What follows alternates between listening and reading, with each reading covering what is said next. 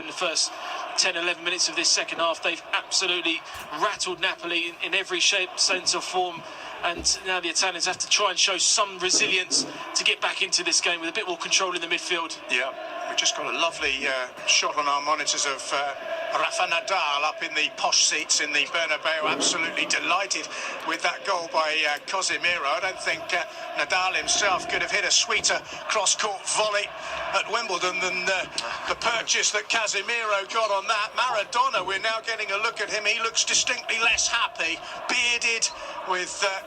well, he hasn't lost too much weight, has he? Black hair on top, but a grey beard, and he's slumped back in his seat, looking distinctly unhappy, as well he might. Well, he's certainly a player that could have scored every one of those goals, every one of these goals tonight. Yes, that's no word of a lie. Here's Hamzik. Napoli still plugging away. It's Insigne.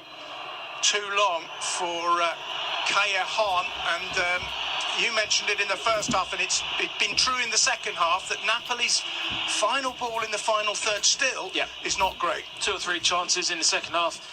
Possibly not in, I'd say, great areas, but in good areas that they can put something into a dangerous area for Real Madrid to defend against.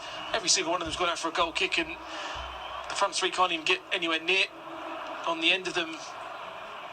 Well, 3-1. The score here is now the score in Munich as well, because Bayern have done what Real have done in this second half. Went in at half-time, a goal apiece against Arsenal, but Robert Lewandowski and Thiago Alcantara with 2 goals in 3 minutes. The African Cup of Nations, Mertens hasn't retreated yet, but I would imagine it will be Goulam. There's a 4-man wall by Real, although there are 2 Napoli players on the end of it, maybe looking to duck under this Goulam strike, which is too high in the end. He swerved it away from the left to the right, but Keylor Navas wasn't really terribly concerned by that particular effort. You're listening to Real Madrid against Napoli in the Champions League live on TalkSport 2, sponsored by Pepsi Max. Maximum football, maximum taste, and maximum action in this one. It really has been a terrific watch. We've seen some utterly brilliant goals.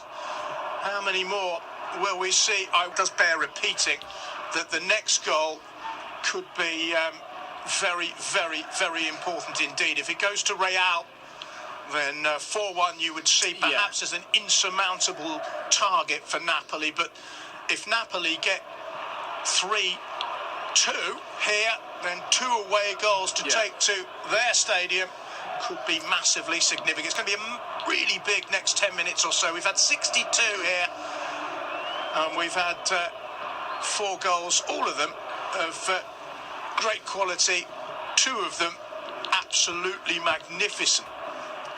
Here come Napoli. Insigne, who got the opener, but now finds his team trailing. The ball is played in from the left-hand side.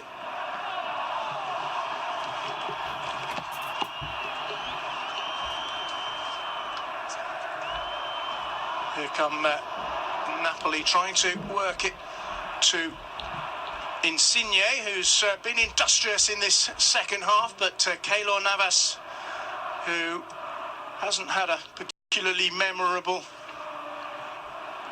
evening.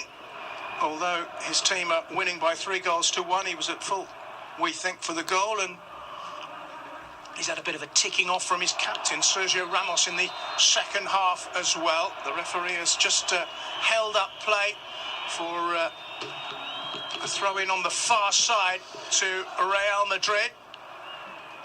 Arsenal still trailing 3-1 to Bayern Munich at the Allianz. Alexis Sanchez at the 3rd attempt after... And James Rodriguez, so they're looking for them to clear out long with-nose headers and start another counter-attack, which they're doing now. Here's Cruz finding Marcelo. It's intercepted in midfield by Zielinski. And Napoli have it with Goulam on the far side. Here's Hamzik, bit of space for him in midfield, finds Goulam again, touched by him and a chance perhaps to get a cross in. Instead it's cut to Hamzik, who finds Insigne, and there's a 1-2 between him and Zielinski, and then Insigne's ball into the penalty area, just dribbles rather hopelessly into the arms of the goalkeeper. Maradona is still in that same position as we keep seeing him on our monitors. Now then, here's Benzema at the other end for Real Madrid, who sense a fourth goal might kill it. And Ronaldo, uncharacteristically for him, for the second time in the game, has spooned an inviting chance over the crossbar. 4-1 to Bayern Munich. Thiago Alcantara has got his second of the game. You'd have to say that looks potentially curtains for Arsenal, and Napoli that one from a reasonable position over the bar. I think the first opportunity he had in the first half, John, when again it was a great through ball, when he put it onto his left foot and he took it over. He thought he was offside, but Napoli have just absolutely rattled, and they look shell-shocked. They look a completely different side, and in the last 10 minutes it's been men against boys.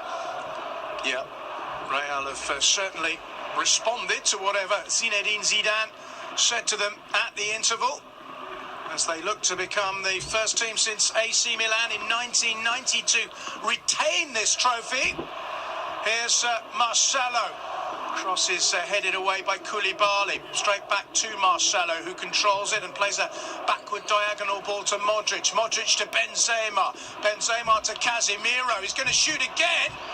Not as accurately this time. Struck it with his right foot. Last time he did that, it harrowed into the corner. This time it went wide. Well, you know you're having a good night if you're feeling that Casemiro could score 2 goals in one game. But it is so important now for Napoli just to stay in the game as hard as that is to do. They just looked absolutely shell-shocked, and a 2-goal disadvantage going into the home league is one thing, but you certainly feel that Real Madrid have just taken complete control in this second half, and it just looks like Real Madrid look more confident at this stage of a tournament, where Napoli, new territory to a certain extent, not really too sure how to really attack now. Ball into the box, it's a good one, it's cut back! Oh, and it was a great chance for Mertens. Callejon with a clever cushioned volley back towards the edge of the penalty area, and Dries Mertens, who's been the source of so many goals for a totally different game. Great play by Callejon, and the half volley just too high. Well, if there's one player that the Napoli fans and spectators wanted that to fall to, it was Mertens. Great little touch back from Callejon. He hasn't really been in the game much, John. I just think he's that chance. If he'd have had 2 or 3 in the first half and the odd chance in the start of the second half, he probably would have taken that. But Marcelo was bombing on way too much. I said it right at the start of the game. Real Madrid at the back will always give you a chance. They always will. Here's Dani Carvajal with a cross. Benzema, it's too high for him. It's headed away. The referee has spotted an infringement. Dries Mertens, who had a chance a moment ago, has scored 14 goals in his last 11 games, including hat-tricks against Cagliari and Torino. And if he's the way through, I think it's a great substitution.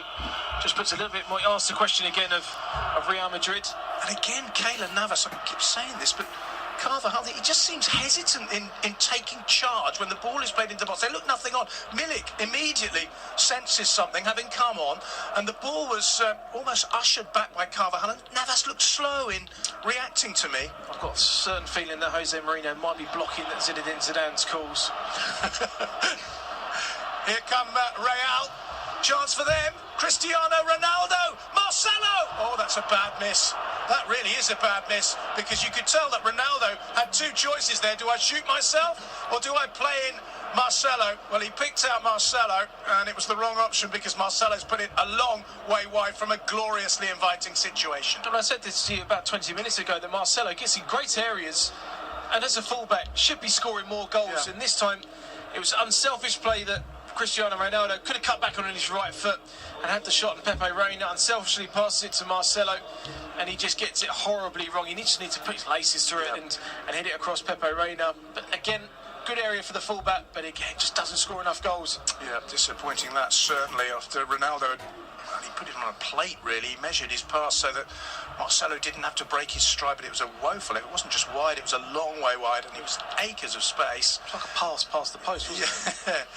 Well, Napoli will be happy, because the situation hasn't got worse for them as they enter the final 5 minutes.